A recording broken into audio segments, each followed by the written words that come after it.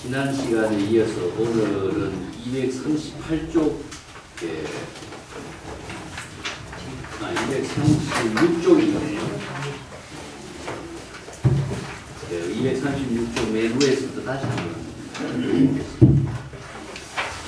수고리약 유법 열애득 안욕 따라 삼약삼보리자 연등불적 구려아수기 열애세 당득작불보서감 이 실무유법득 안욕 따라 삼약삼보리 15 연등불 여아수기 작시연 하사대 열애세의 당득작불호 서감문자 하이고 열애자적 재범률 여기까지 일단 하겠습니다. 여기에서 그 열애자적 재범률 이 한구절이 참 어려운 부분이거든요. 요 내용을 이해하기 위해서 오늘 좀 시간을 이번 시간에 좀 정리하도록 하겠습니다. 위의 부분은 지난 시간에 했습니다만은 수보리에게 부처님이 말씀하시기를 열애가 최상의 깨달음의 경지를 무상정각이라는 깨달음의 경지를 체득해서 얻은 고정된 어떤 실체의 존재로서 깨달음이라고 하는 것이 있다고 생각한다면 연등 부처님이 나에게 수기를 내리지 않았을 것이다. 그 때문에 고정된 실체로 깨달음이라는 말을 우리가 깨달음을 이야기할 적에 깨달음 어떤 법을 얻은 것이 있다고 생각하는 것 자체는 깨달음 그 자체에 한정된 속박된 깨달음이거든요. 그래서 소승불교에서 열반의 경지를 얻었다, 나는 아라한의 경지를 이루었다 이렇게 이야기하는 것을 정상만이라고 하는 것인데 깨달음 그 자체를 대상으로 두고 있기 때문에 깨달음에 속박된 하나의 집착이 되어버리죠. 그래서 이제 반야신경에서 우리가 이야기하는 것은 무지영무덕이라고 하는 것처럼 지혜도 없고 얻을 것도 없다. 왜냐? 이 무소득도 얻을 것이 없기 때문에 이런 말을 하는데 우리가 여기서 지혜라고 하는 것은 최상의 깨달음을 체득한 그 내용을 말하고 있습니다만 그것은 대상이 아니라 깨달음을 체득한 지혜를 자신이 활용할 수 있는 능력을 갖춘 게 된 것을 말하지 지혜 그것을 대상으로 얻는 것도 아니고 도나 법을 대상으로 얻은 것이 있다고 한다면 그 도나 법이 목적을 취득한 것이 되겠죠. 목적을 취득했다면 그 목적에 사로잡힌 중생이 되기 때문에 그 지혜를 이루는 것이 오히려 불가능하죠. 그래서 이제 소승의 그 아라한의 경지에서 체득한 열반은 그 아라한의 경지를 이루었다라고 하는 그 사고가 법유가 된다 그랬죠. 그 의식의 대상 경계로서 존재하는 집착의 대상 경계가 되기 때문에 이걸 법유라고 하는데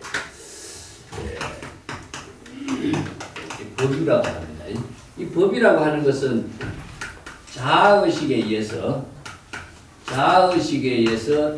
자기가 무엇을 이루었다 생각하는 것이죠.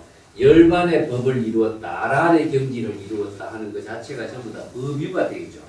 이 법유는 하나의 집착의 대상이 되기 때문에 진정한 열반이 될 수 없다 하는 것이 이제 대성불교에서 소승불교를 비판하는 것이죠. 그러면 대성불교에서의 열반의 경지는 무엇이냐면 지혜가 작용하는 열반이죠. 그 깨달음의 경지를 대상으로 얻었거나 목적으로 얻은 것이 아니라 자신의 지혜 자비로서 작용하는데 열반이 있는 것이죠. 그래서 이제 지혜 작용이란 말 쓰는데 그 여기에서 오늘 여기서 의라고 하는 거라든가 법이라고 하든가 이 두 가지 말이 이제 대성불교의 열애에 대한 정확한 정리를 해주고 있습니다. 열애가 무엇인가 하는 것이 이제 여기 나오죠. 열애가 무엇인가? 열애는 진여의 법이 여여하게 작용하고 있다는 뜻이기 때문에 지혜가 작용하고 있는 그 자체가 열애의 경지요, 최상의 깨달음의 경지요, 또 지혜가 자비가 이루어지는 상부거리 하와 중생의 공덕을 실행하는 것이죠. 그렇기 때문에 여기에서 열애가 연등 부처님의 처소에서 수행을 했지만은 진정 안욕따라 삼약삼보리라고 하는 최상의 깨달음의 경지를 이루기는 했지만은 그 깨달음의 경지를 대상으로 목적으로 얻은 것이 아니고 자신의 깨달음의 지혜로 작용하는 능력을 체득한 것을 말하는 것이죠. 그렇기 때문에 고정된 실체로서 존재하는 안욕따라 삼약삼보리를 체득한 것은 아니다. 그런 안욕따라 삼약삼보리를 깨달아 체득한 대상 경지에 속박되어 있다면은 연등 부처님이 미래에 그대가 부처가 될 것이라고 수기라고 하는 것은 반드시 부처가 될 수 있다라고 하는 증명을 해주는 거죠. 그래서 인가 수기라고 선에서는 이걸 인가라고 하는데 인가라고 하는 것은 여법하게 스승이 제자의 지혜와 안목을 증명해 주는 것이죠. 그렇기 때문에 미래에 부처가 반드시 될 수가 있는 것이 이 미래라고 하는 것은 반드시 지금 이후가 바로 미래입니다. 미래라고 하는 것을 시제로 볼 적에 많은 시간에 간격이 있는 것이 아니라 지금 이후는 전부 다 미래입니다. 지금 이전은 전부 다 과거죠. 그래서 앞에서 우리가 과거심, 현재심, 미래심이라고 말했지만은 그것은 지금이라고 하는 찰나의 시간을 지금이라고 하고 그것은 과거심이나 현재심이나 미래심이라고 하는 것은 시간 단위를 설정할 수가 없기 때문에 어디에 전심을 할 것이냐 이렇게 질문했을 적에 대답을 할 수가 없어요.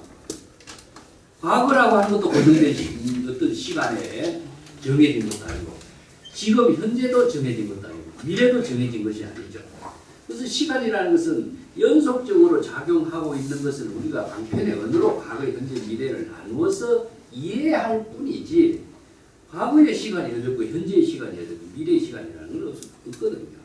그래서 깨달음이라고 하는 것도 방편의 언어로 세상의 깨달음을 이룬 그 경지를 이야기했을 뿐이지 깨달음의 경지라고 하는 그 실체가 존재하는 건 아니거든요.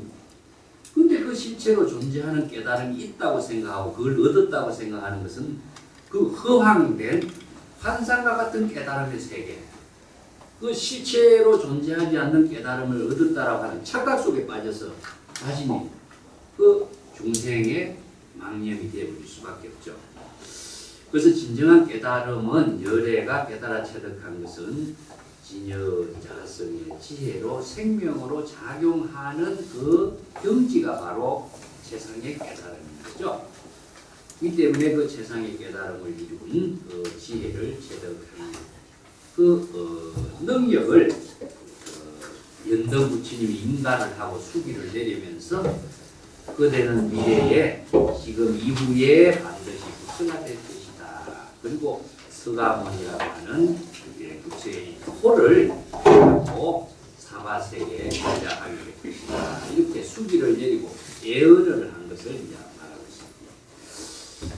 자, 이 실무유법 덕안욕따라 삼약삼분이 그래서 최상의 깨달음을 체득하였지만 고정된 실체로서의 깨달음을 체득한 것이 없기 때문에 깨달음은 지혜로 작용하는 것이지 실체로 존재하는 깨달음 이것은 존재할 수가 없는 것이죠.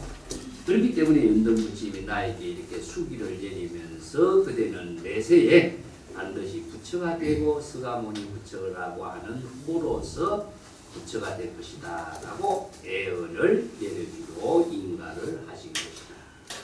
자, 여기에서 최상의 깨달음을 체득한 열애라든가 또 서가모니 부처로서의 작용할 수 있는 능력을 부족하게 된 그 사실을 자, 열애란 어떤 것이 열애냐 이것을 지금 하이고하면서 열애자즉 재범여이요 이 한마디로 정리를 해줘요. 그래서 열애란 말에 대해서 이제 상당히 많은 그 내용이 제가 뒤에 설명을 해놨습니다. 우선 설명부터 좀 읽어보고 하는 게 좋겠죠. 예, 이걸 이해하려면요 참 어려운 말이거든요. 금강경에서 이 구절이 이 한마디가 굉장히 어려운 말입니다. 이걸 이해하기 위해서 제가 245페이지 열애란 말부터 설명을 해놨습니다. 오늘 시판에 있는 적어놓은 내용하고 연결해서 제가 다시 설명을 드리겠습니다. 245쪽에 한번 보겠습니다.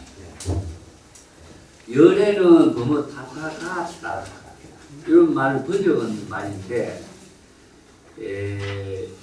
요걸 진실, 여여, 여신 이런 의미를 전부 다 열애라고 하고 여시나 뭐 열애나 전부 다 같은 말입니다. 근데 같다라고 하는 것은 가다라는 뜻이고 아갔다라고 하는 오다는 의미거든요. 그래서 열애는 불세종같이 10대 명호로 들어가는데 여여하게 그대로 오다 하는 말이 어디에서 오는 존재가 아니라 여여하게 그대로 지혜작용이 이루어지고 있다 이 말입니다.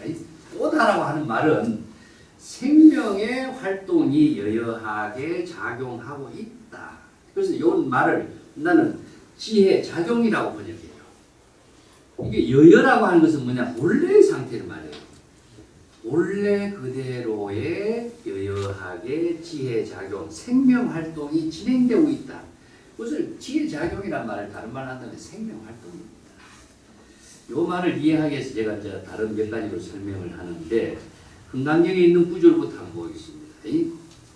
열애는 10호 가운데 하나 가운데 7분에서 열애가 설한 법이 있죠.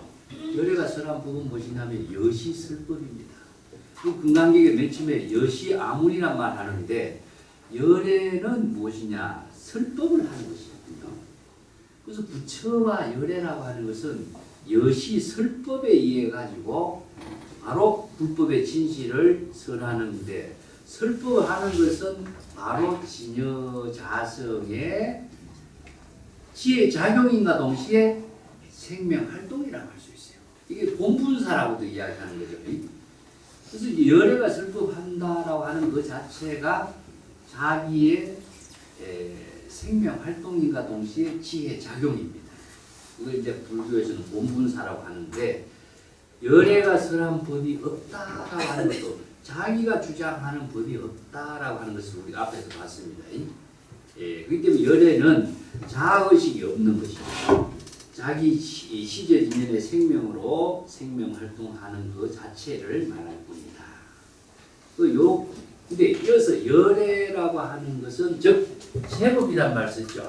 그래서 제법이라는 제는 복수지만은 모든 일체법을 제법이라고 해요. 무슨 하나의 법이 아니라 우리 인간뿐만 아니라 모든 존재가 일체법이죠. 일체의 모든 존재가 다 여법하게 생명활동하고 있는 것을 열애라고 합니다. 그래서 불교는 가장 다른 종교와 사상과의 다른 차이점을 한마디로 이야기한다면 불교는 법의 종교라는 표현입니다. 그래서 모든 존재가 생명활동하는 그 자체를 법을 발견해서 법을 설하는 종교거든요. 이건 내가 조금 이따 노장사상하고 불교의 진여법하고 차이법을 내가 조금 더 설명을 하겠습니다. 우선 좀 교재에 설명된 내용부터 좀 이해를 하도록 하겠습니다. 그 뒷장 좀 가볼게요. 246페이지 보면은 열애란 일체의 모든 존재와 같이 시절 인연에 따라 여법하게 생명활동한다는 뜻. 내가 열애는 제법여의를 이렇게 번역해봤어요. 이러한 입장은 29분에 보면은 열애는 어디서 오는 것도 아니고 어디로 가는 것도 아니기 때문에 열애라고 합니다. 가는 자 같으면 가는 대상이 있고 오는 데 같으면 오는 목적이 있죠. 그래서 목적이 없어요. 열애는 여여하게 생명활동하는 시절 인연에 따라서 생명활동하는 그 진여 본성을 열애라고 합니다. 그래서 우리들의 모든 마음의 근원적인 작용을 열애라고 이야기합니다. 그걸 다른 말로 한다면 불성이라고 해요. 부처의 성품이라고 해요. 부처의 성품이 여여하게 작용하기 때문에 부처의 지혜로 작용하는 것이 바로 열애다. 그 부처나 열애는 같은 말로서 그렇게 이해를 하시면 됩니다. 거기에 금강경 해의는 육조 해능의 해설이거든요. 그걸 한번 읽어보겠습니다. 246페이지 장글씨로 되어 있습니다. 제법여의라고 하는 말의 제법은 모양과 손이나 향기나 맛이나 촉감이나 중생의 의식의 대상 경계인 육신의 모든 대상 경계를 능히 잘 분별할 수 있으면서도 진여의 본체는 단연하여 중생심의 번뇌 망념에 오염되거나 집착하는 일이 없다. 진여 본체는 일찍이 변하고 바뀌는 일도 없고 마치 허공과 같이 부동하고 여여부동이라고 합니다. 원만하게 깨달아서 통달하였기 때문에 지혜작용이 분명하고도 철저하며 영원히 상주하기에 이것을 재범절이라고 합니다. 여기서 영원히 상주한다라고 하는 것은 불생불멸의 경지를 말합니다. 그래서 상락아정이라고 하죠. 열반사덕에서. 상은 항상 여여하게 중생의 번뇌 망념, 생사 망념에 떨어지지 않고 본래 그대로의 모습을 여여하게 작용하고 있다 해서 이걸 열의 법신이라고 표현하고 있습니다. 내가 지난 시간에 한번 설명했죠. 눈썹에 대해서 이야기했죠. 네? 눈썹, 쌍눈썹에 대해서 이야기 안 했습니까? 우리 본래 면목이라 선에서는 이걸 본래 면목이라 그래요. 열애를 항상 생멸이 있으면은 생사윤회에 떨어지지만 본래 면목은 항상 본래의 그 상태로 여여하게 작용하거든요. 그래서 이걸 눈썹에다 비유하는 거 설명해 주시는 것이 아니십니까? 중국의 그 선생들이요 참 재미난 언어를 만들어서 사용하고 이제 비공이란 말 보셨습니까? 들어보셨어요? 비공? 콧구멍이란 말. 네? 비공이란 말. 콧구멍을 보통 이제 경은 스님이 깨닫고 나서니까 저 소가 콧구멍 없다는 말을 듣고 깨달음을 이루었다. 경의 오도성에도 나옵니다. 이 콧구멍이란 말은 보통 콧구멍이라고 번역하면 안 됩니다.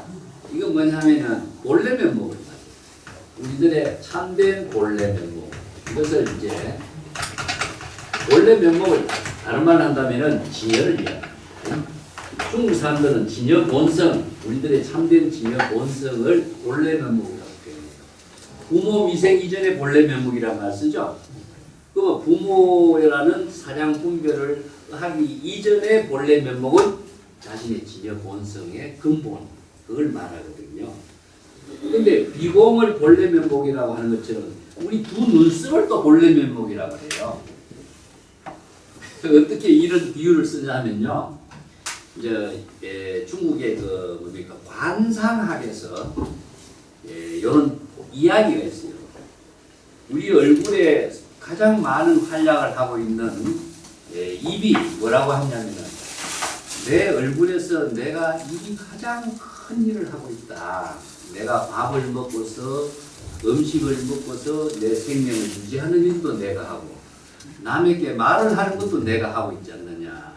그래서 이 얼굴에서 내가 가장 중요한 일을 하는데 내가 왜 얼굴에서 맨 밑에 앉아 있느냐 이겁니다. 그래서 내가 왜 얼굴에서 맨 밑에 이렇게 위치하고 있는가 이게 참 딱한다.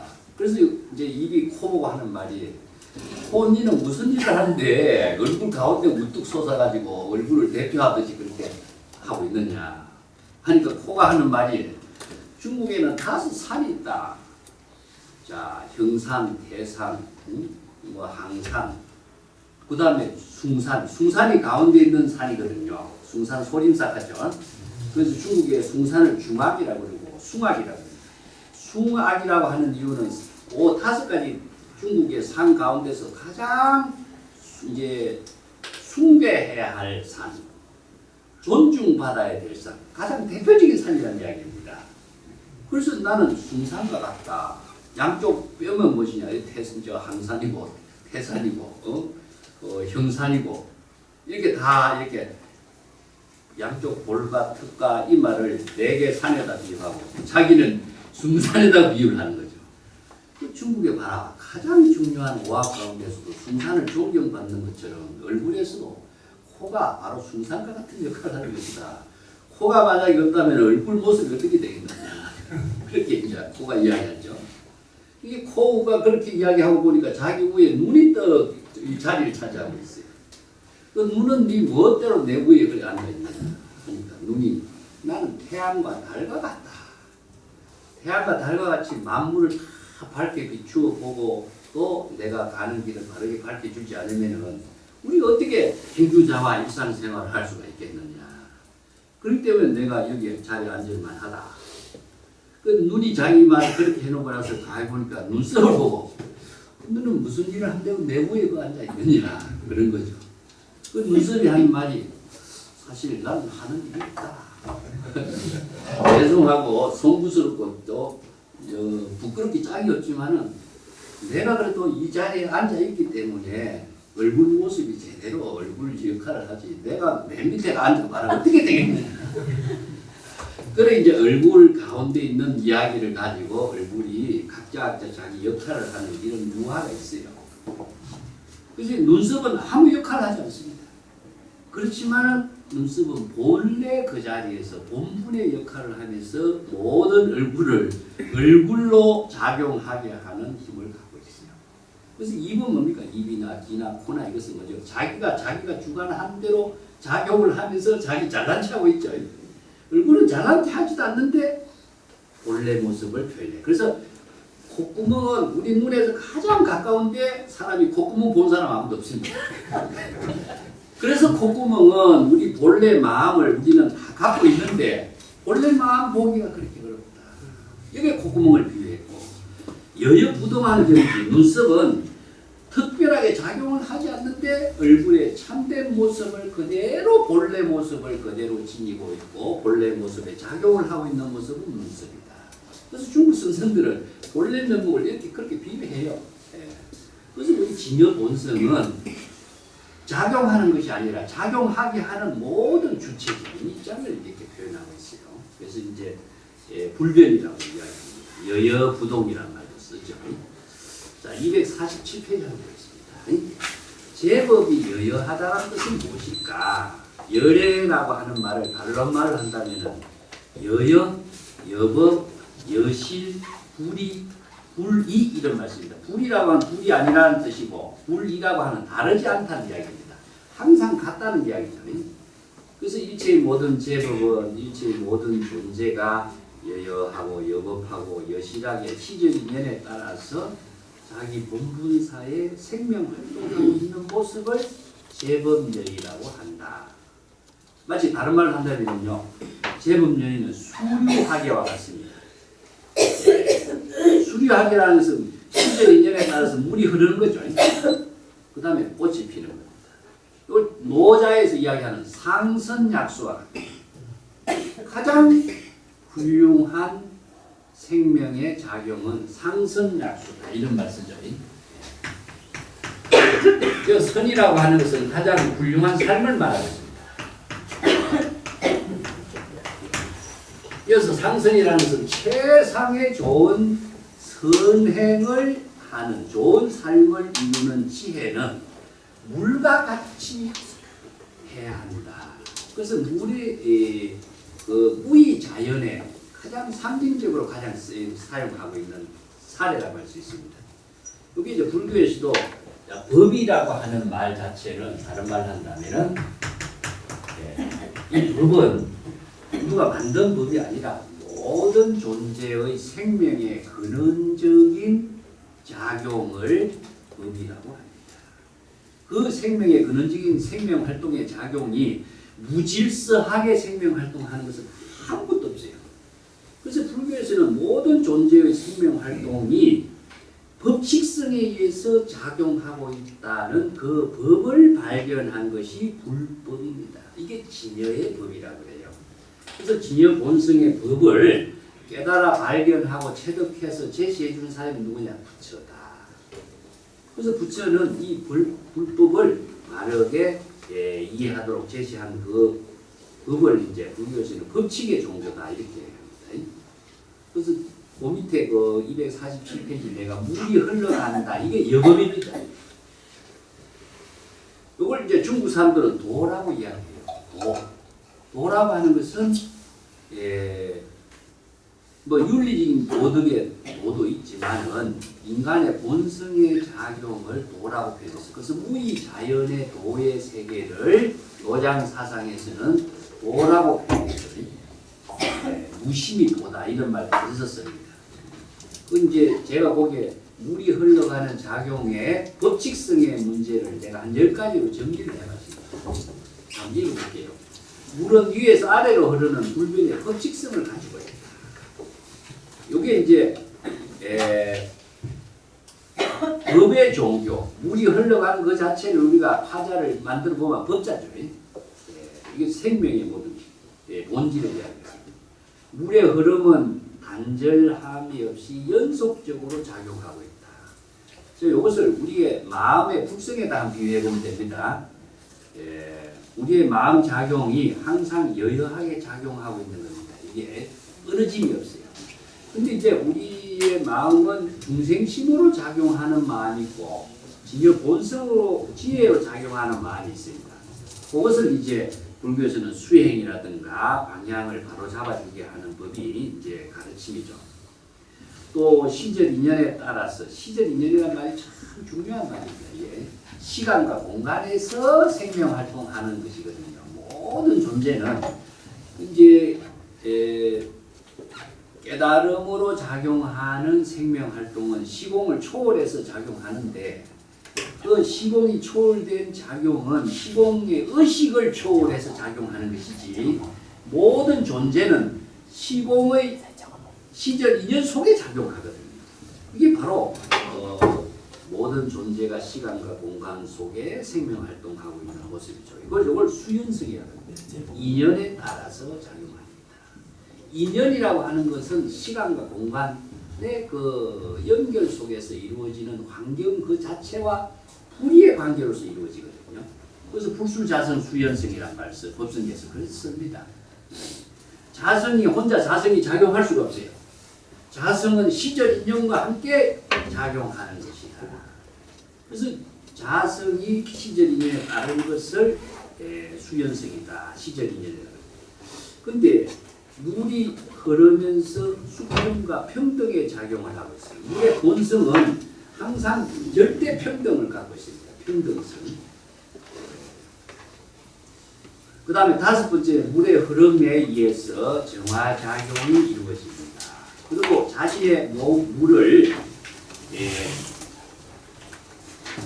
오염된 물이 물을 가만히 가둬두면 물이 오래되면 썩어버리는 거죠. 물은 흐르는 성격의 생명의 본성을 갖고 있는데 흐르지 못하게 하면 어떻게 됩니까? 썩어서 죽어버리는 거죠.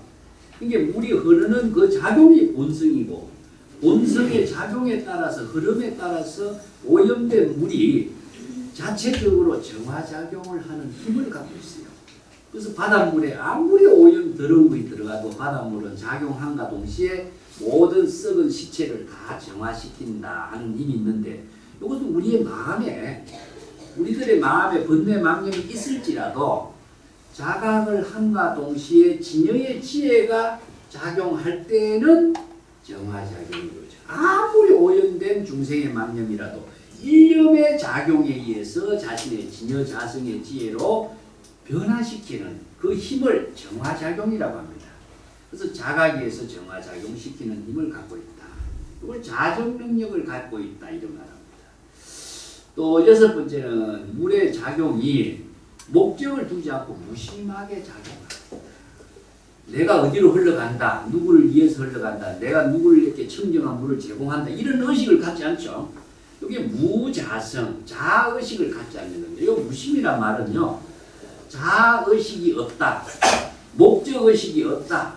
자기가 무슨 일을 하고자 하는 의식을 하지 않고 본분의 생명으로 작용하는 것을 무심의 작용이라고 합니다. 이걸 이제 불교에서는 자연 그대로의 작용이다. 이런 말씀. 일곱 번째는 자신의 생명 활동을 함과 동시에 만물에게도 자신의 생명 활동을 할 수 있도록 도와주는 거죠. 물이 없으면 만물이 전부 다 생명 활동을 할 수가 없습니다. 그래서 물이 자신의 생명 활동을 청정하게 작용하는 힘을 자성의 힘을 갖고 있음에도 불구하고 이건 상구벌이죠. 이거는 만물에게도 그 청정한 자신의 그 정화작용한 물을 대상을 두지 않고 목적을 두지 않고 또 어떤 존재에게도 베풀고 있는 모습이죠. 베풀려고 베푸는 것이 아니라 자연스럽게 자신의 생명활동 본분사의 작용에 의해서 베풀어지는 겁니다. 그래서 이게 보살도 정신을 여기에서 봐라. 상선작수라든가 진여의 법이라고. 진여의 법을 모든 법이 여여하게 작용하고 있는 법이 사실 여기 있습니다. 자신의 청정한 물의 작용을 정화시킨과 동시에 자신을 청정하게 한과 동시에 자신의 청정한 작용의 물을 대상을 두지 않고 목적을 두지 않고 만물에게도 그대로 베푸는 의식도 하지 않고 베품을 이루고 있는 자신의 본분의 삶을 생명활동이라고 해요. 이게 바로 열애와 토다. 이게 여기서 물은 수성이고 우리 본성은 불성입니다.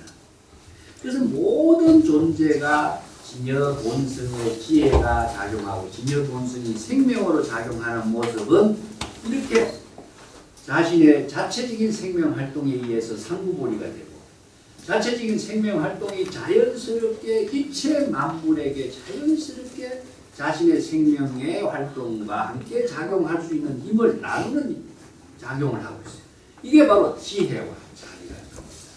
그래서 지혜와 자비의 힘을 대상을 두지 않아요. 그래서 부처님이 누구에게 무엇을 위해서 설법을 해도 내가 누구를 설법을 하지 않았다. 내가 중생을 구제해도 내가 한 중생도 구제하지 않았다. 49년 동안 설법을 해도 나는 한 글자도 설법을 하지 않았다. 이게 뭐냐? 바로 자아의식을 두지 않고 대상을 두지 않고 자기의 본분의 생명활동을 시절 인연에서 활동했을 뿐이다. 이게 바로 물이 자신의 생명활동이 바로 일체 만물에게 생명활동을 함께하는 그 작용을 펼치는 거죠. 이걸 자연업이라고 합니다. 그래서 이제 선에서도 요 구조를 가지고 달마대사가 중국에 왜 왔는가 이야기를 공안으로 제시합니다. 이 법을 깨달아 체득한 사람만이 달마대사가 중국에 왜 왔는가를 알아요. 이 법을 모르는 사람은 달마대사가 중국에 법을 전해주기 위해서 왔다. 해가에게 법을 전해주기 위해서 왔다. 인도의 불법을 중국에 전하기 위해서 왔다. 이 목적이 되죠. 그 부처는 달마는 목적지향의 삶을 사는 사람이냐. 이건 불법을 모르는 사람이죠. 그렇기 때문에 진여의 법은 본성의 지혜가 작용하는 법을 말합니다. 그걸 열애라고 하고 진여 본성이라고 하는 거죠. 여덟 번째는 시절 인연에 따라서 자기 본분사의 삶을 무시무사하게 작용할 뿐이다. 목적의식을 두지 않는다. 자, 그것은 그렇다면 목적의식을 두지 않는가 하고 불교에서 이제 가장 강조되는 말이 뭐였습니까? 지난번에 제가 그렇게 나눠준 것처럼 원력입니다. 원력이라고 하는 것은 다른 세간에서의 모든 가치 기준은 목적 지향의 사고라고 한다는 거예요. 불교에서는 목적 지향의 사고가 있으면은 자신이 중생이 되기 때문에 바로 본성의 지혜가 작용하게 하는 힘은 무엇이냐? 자신이 원력을 세워서 자신의 본성의 생명의 작용이 되도록 하는 힘을 스스로 만드는 거거든요. 이것은 이제 우리가 원력을 세워서 서원을 세운다. 서원은 누구에게 서원을 하느냐? 기독교나 다른 종교에서는 신에게 서원을 하지만요.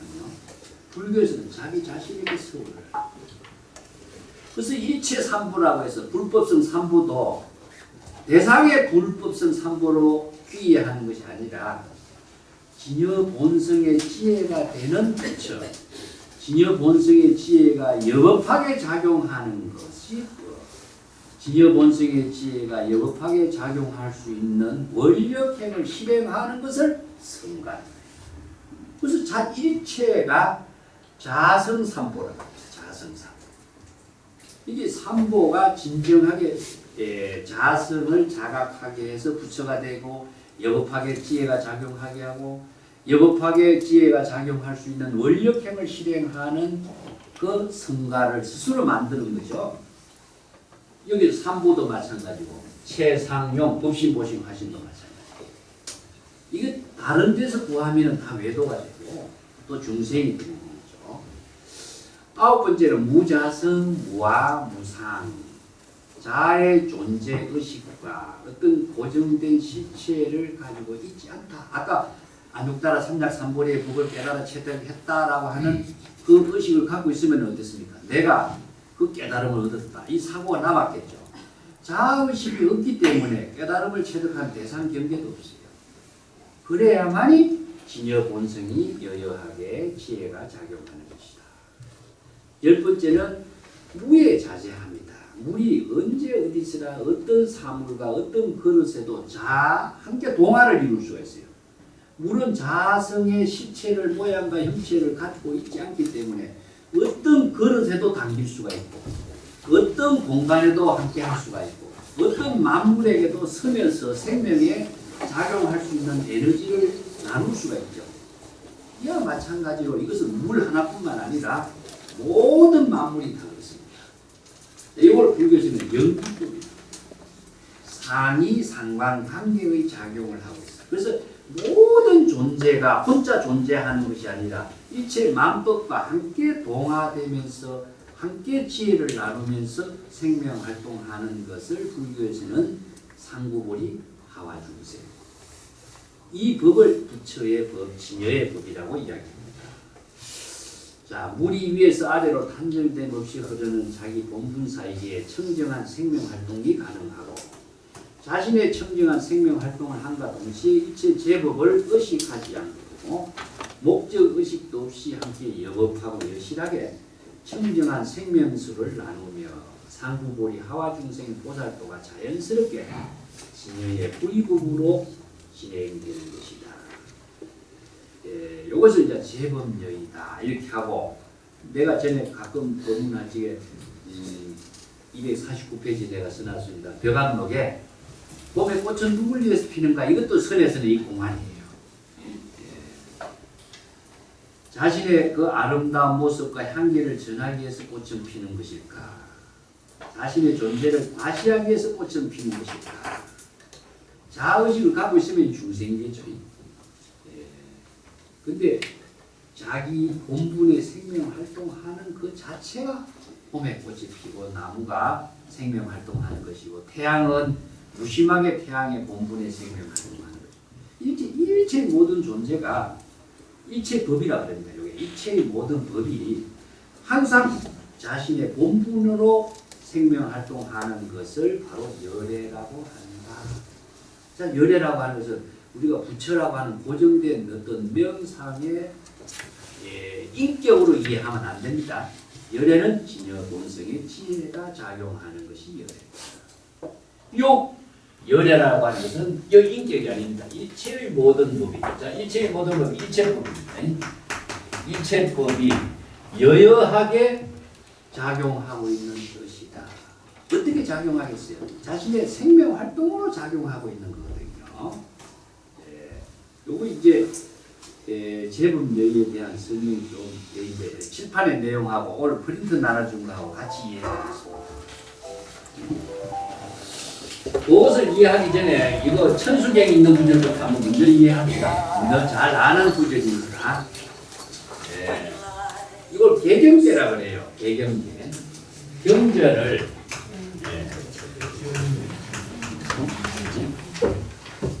경전의 법문을 이제 열다 이런 의미죠. 경이라는 것은 법이나 마찬가지입니다. 이게 건강경에서 우리가 봤지만은 법이나 경은 같은 말입니다. 그래서 진정한 불법에 참된 법문을 이제 한번 열어서 불법의 진실을 우리가 깨닫도록 원력을 세우는 개송이죠.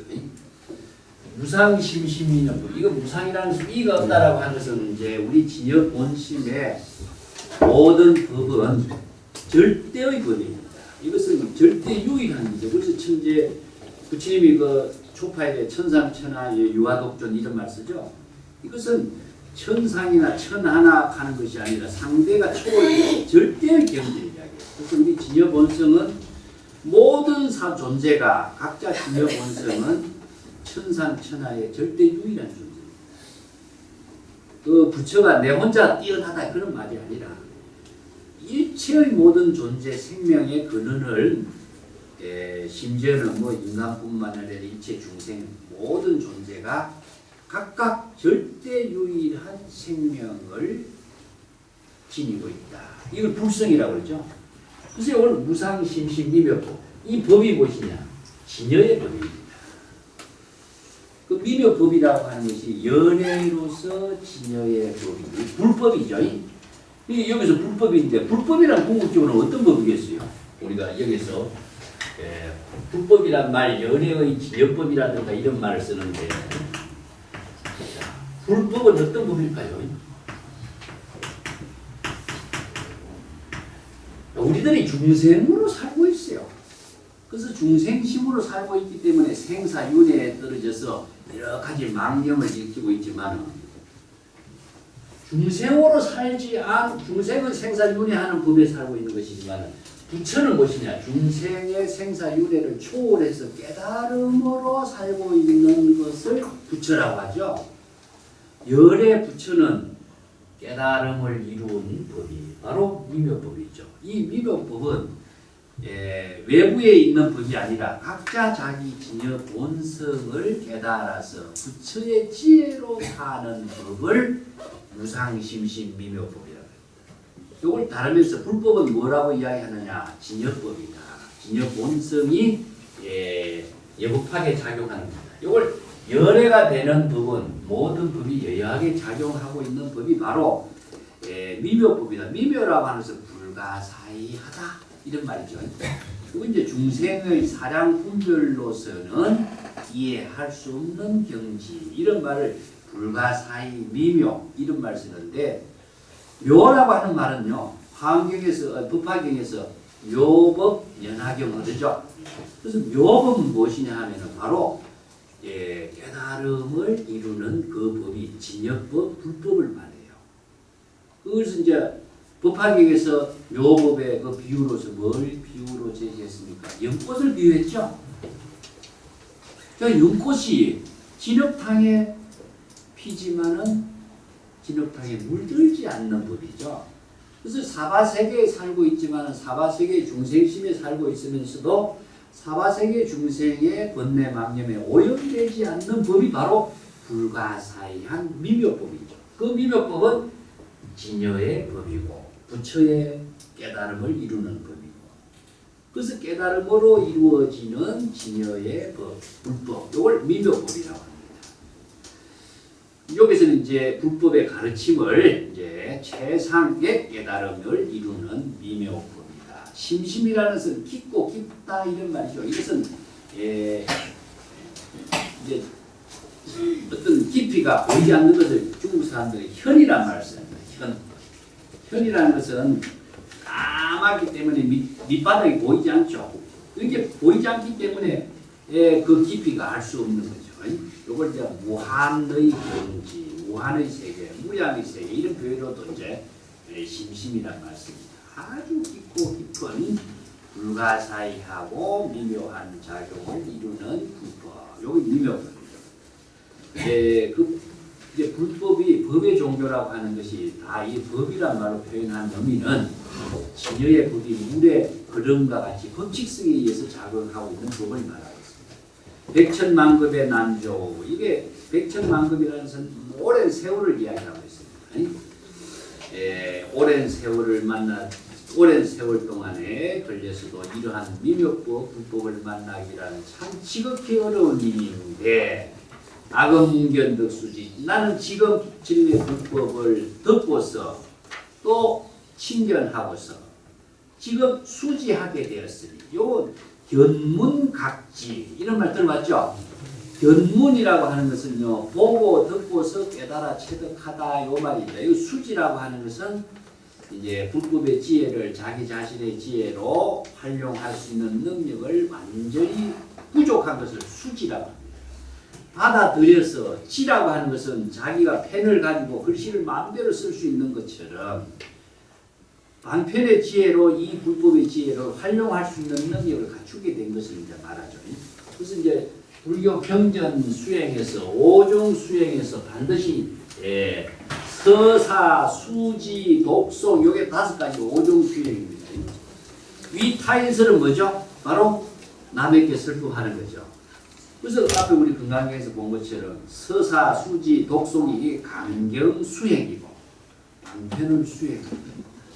그 다음에 위타인설, 남에게 설법하는 것은 바로 부처의 지혜로서 보살행을 하는 거죠. 그래서 지금 견문각지 불법을 지금 우리가 배우고 익혀서 깨달아 체득하는 인연을 만나게 되었으니 원해열의 진실이 원하옵건데 여기 원력행입니다. 열의 진실이 된 참된 뜻을 알기를 바란다. 여기서 원이라고 하는 것은 항상 자기 자신에게 원력을 세우는 것이지 다른 사람에게 원력을 세운다고 해결되질 않아요. 그렇기 때문에 연애의 진실의는 뭘까요? 진실이 된 참된 뜻은 뭐냐? 자, 여기에서 제법 여입니다. 자, 연애란 무엇일까? 자, 아까 이야기했지만 진여 본성이에요. 여기서 열애란 부처님이다 이렇게 이해하면 안 됩니다.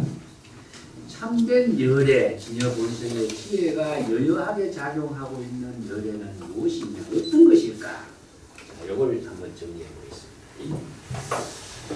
그래서 기실론의 논리를 제가 하고 설명을 하려고요.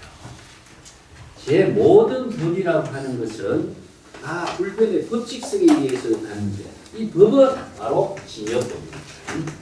우리 모든 진여 본성이 여법하게 작용하는데 여법하게 작용하는 법은 어떻게 이루느냐? 불교에서 벌써 이제 3대라고 하는 것으로서 법신, 도신, 대전불교에서 하신 이게 3대입니다. 체는 진여 본성의 본체는 무엇이냐? 진여 법신입니다. 진여 법신은 다른 말로 한다면 불법을 완전히 깨달아 체득해서 진여의 지혜를 활용할 수 있는 능력을 완전히 갖춘 것을 말해요. 이거 수지된 겁니다. 불법을 오종 수행을 통해서 서사 수지할 수 있고 이타인설할 수 있는 경지가 되겠죠. 그 다음에 상은 무엇이냐 하면 보신인데 요 상은 어떤 것이냐 하면요. 진여의 지혜가 작용하는 모습은 어떤 것이냐. 다르게 한다면 이건 지혜를 부족하는 것이고 자비를 부족하는 모습입니다. 그래서 이제 이 보신이라고 말 쓰는 것은 원력, 자기 자신이 세운 원력을 성취한 것을 말이에요. 예. 그래서 이걸 부처의 불법을 완전히 깨달아 체득한 불법의 지혜를 완전히 깨달아 체득한 것을 법신이라고 하고 불법의 지혜를 체득한 그 모습은 어떤 모습이냐? 부처의 지혜와 자비가 부족된 모습이고 화신은 무엇이냐? 지혜와 자비를 시절 인연에 따라서 중생, 수연행이죠. 중생의 근기에 맞춰서 중생의 병을 진단하고 처방하고 치료하는 능력을 갖춘 것이다. 내가 그 옆에다 설명을 의학에다 비유했죠. 자, 의학을 완전히 통달한 능력은 바로 의사의 자격을 갖출 수 있는 것이고 의사의 자격이 갖추어졌을 때에 환자를 만나서 의술을 베푸는 것과 같은 겁니다. 자, 이것이 의사의 능력을 베풀 수 있는 것은 함부로 하면 안 되겠죠. 그 의학에 맞추어서 여법하게 그리고 그 환자의 병을 여법하게 볼 수가 있어야 열애가 지혜가 실질실결이 되어야 환자의 병이 무엇인가를 빠르게 진단하고 처방할 수 있는 능력이 되겠죠. 거기에 따라서 빠르게 환자를 치료할 수 있는 수연행, 시절인연에 자기 본분사의 일을 할 수 있는 거죠. 자, 부처의 지혜가 작용하는 것을 말합니다. 여법하게, 열애라고 하는 것은 진여의 지혜가 여법하게 부처의 지혜로 작용하는 것을 말합니다. 이게 제법률이란 말이에요. 그래서 그냥 모든 법이 다 같은 뜻이다 이렇게 번역하면 내용이 무슨 말인지 모릅니다. 자, 열애의 진실의라고 하는 것은 무엇이냐? 열애가 여법하게 진실이 된 깨달음의 지혜가 작용하는 것을 열애라고 한다. 이렇게 이해하면 쉽죠. 그래서 열애자적 제법열이라고 하는 말은 진여의 지혜 작용이다. 이렇게 한마디로 전해서 이야기하지만 진여의 지혜 작용이 어떻게 이루어지냐? 일체의 선법으로 이루어지고 진여의 법으로 이루어지고 평등하게 작용하고 있다. 이건 아까 물이 흘러가는 것과 마찬가지라고 이해를 하시면 되겠죠.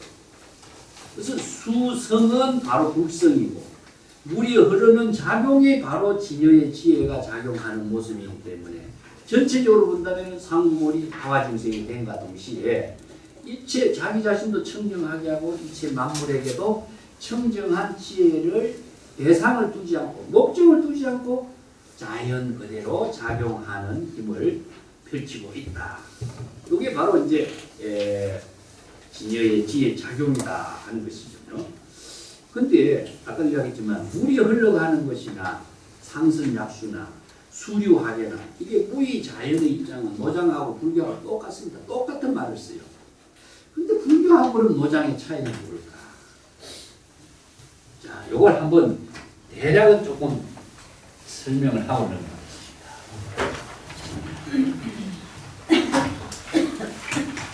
그 노장자라든가 아니면 뭐 다른 종교에서는요 작가가 있습니다.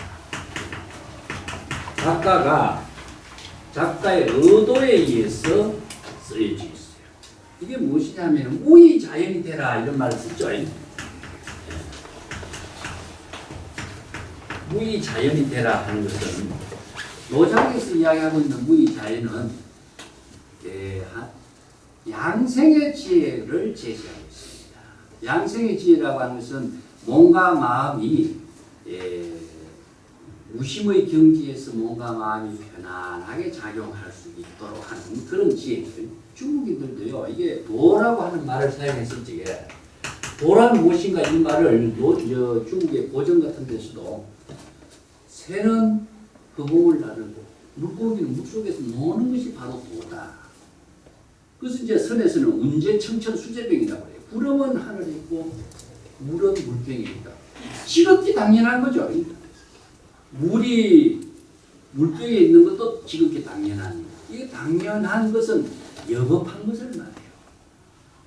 반드시 그 위치에서 그 자리에서 작용하고 생명활동하는 그 자체가 바로 도이고 법인데 중국 사람이 제시하고 있는 무의 자연의 그 법은 자신의 한마디로 말해서 무의 자연이라는 이 말 자체가 기준이 뭘까? 주장하는 사람에 따라서 무의 자연의 경지의 내용은 어떤 것인가? 체험자에 따라서 이것이 각각 다를 수밖에 없어요.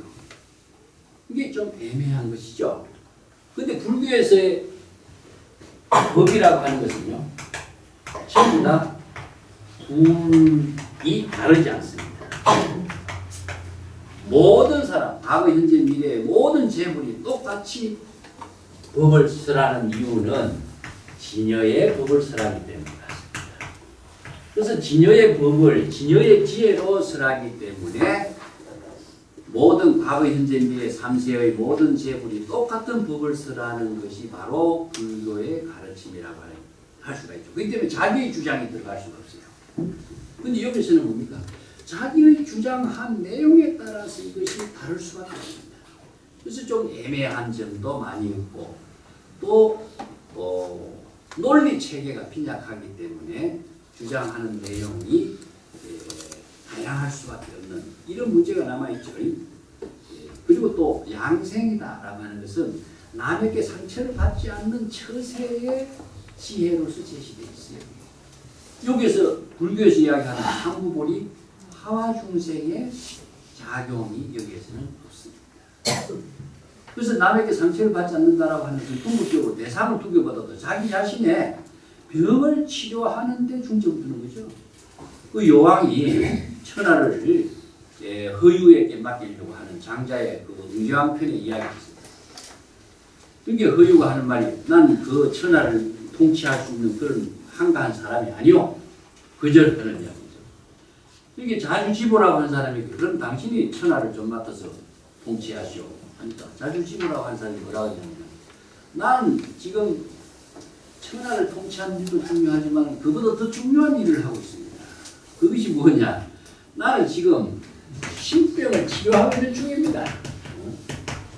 내 지금 신병을 치료하는 중인데 천하를 통치하는 일도 중요하지만 내 신병을 치료하는 일보다도 그것이 난 더 중요하지 않기 때문에 난 천하를 통치하는 그런 일을 맡겠습니다.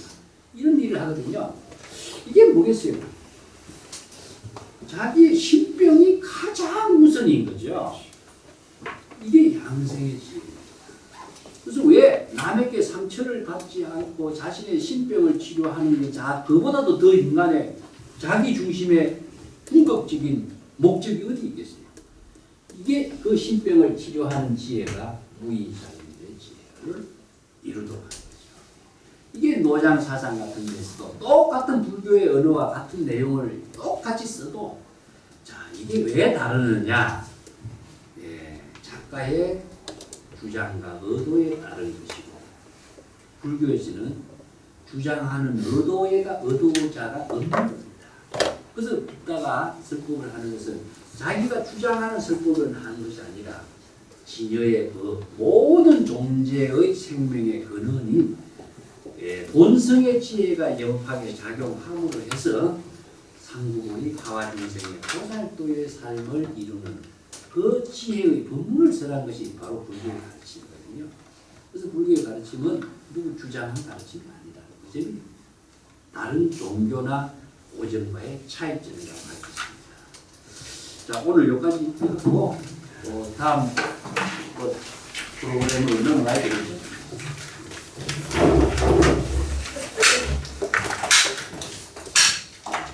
네.